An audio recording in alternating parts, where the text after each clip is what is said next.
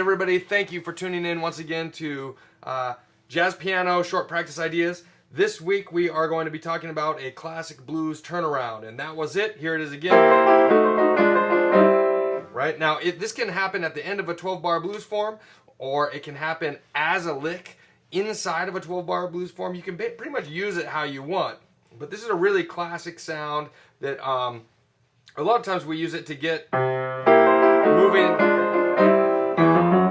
down to the 5 of whatever key we're in. So there we're in a C blues, we're trying to get to this G7 chord. But this chord progression is very useful. It's just a series of chords, and then we break them up how we want. And so first let's talk about the series of chords. First, if we're playing a blues in C, we want to start with a C triad, and then we want to turn it into a C7. And from there, we're going to take it to a C diminished, and then we're going to take it to an F minor 6 or a D half diminished, and then it resolves down to a C triad.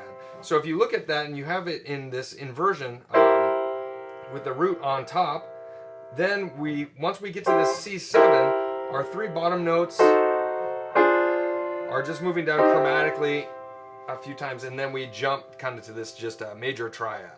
So kind of first thing to do is to learn that little progression: C, C7, C diminished, F minor 6, C, right?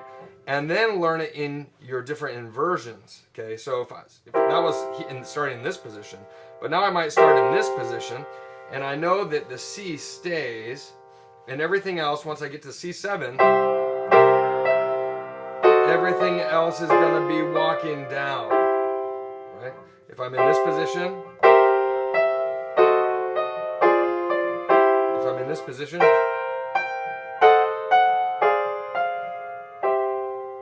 right? And then if I'm in root position, okay? So that's the harmony behind the turnaround. And then what you do is you take one of those voices and you drop it into the left hand. So let's do the variations here with the root on top.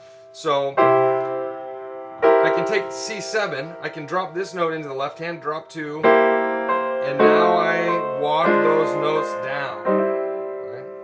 I can go back to here, I can drop this note into the left hand.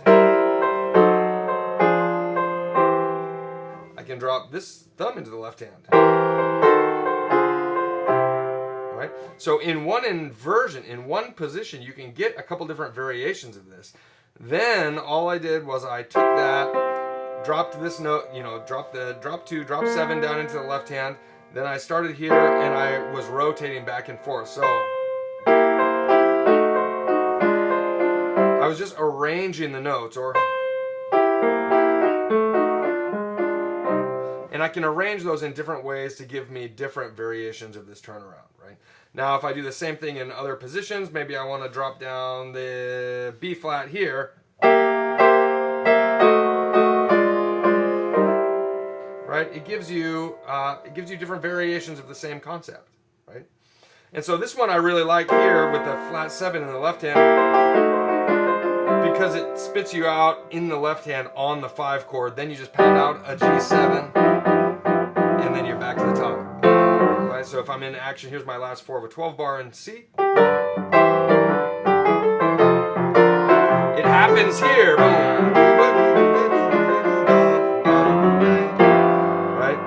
Or it could have been,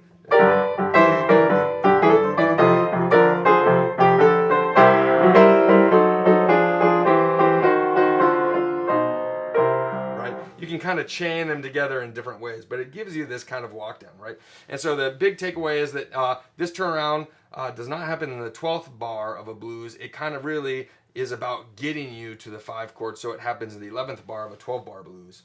And then it gets you to the 5 chord. Then what you do on the 5 chord, I really love this G13 voicing here.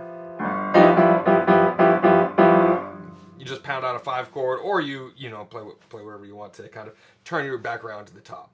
So anyways, take that, learn that classic blues turnaround, and yeah, happy practicing.